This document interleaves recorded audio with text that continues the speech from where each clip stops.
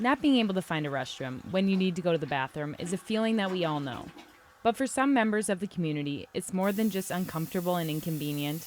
It can be unsafe and make them feel invisible. The Transgender Commission, made up of university students and staff, has called for more gender-neutral bathrooms throughout campus, particularly on the West Bank and St. Paul campus.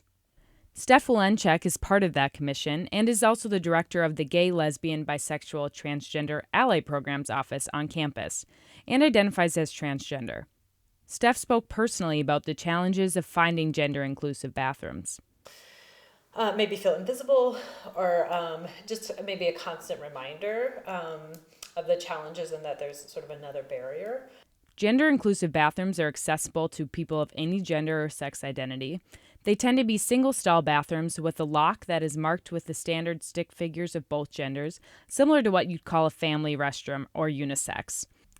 The expansion project was allocated $250,000 last spring and will begin within the next few weeks, and its advocates say that it's intended to provide more safe places for transgender students to go to the bathroom.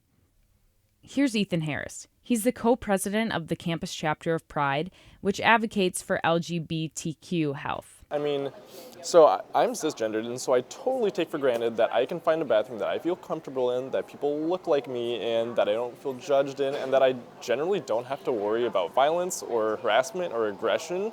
Cisgender means that the gender you identify as corresponds with your biological sex. Ethan says the transgender community isn't the only group of people that would benefit from gender-inclusive bathrooms. They open up the option for, let's say, a parent with children of different genders to be able to use. And then also oftentimes you have someone that needs assistance in the restroom, and usually the person assisting them might be of a different gender. And so that's a complication in the current kind of gender-assigned bathrooms.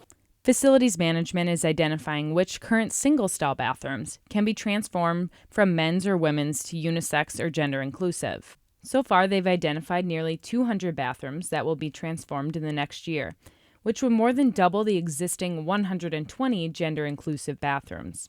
Not all buildings on campus have these restrooms that can be easily transformed, but Steph said they are working to address some of the areas where gender-inclusive bathrooms are sparse and buildings like student unions that are frequently used. So hopefully at some point there'll be a gender-inclusive, at least one in every building, and then really thinking about based on the use of that building too, how can we increase that as well? For someone who is gender nonconforming, choosing a bathroom isn't as simple as entering the one that is labeled with the gender you identify as.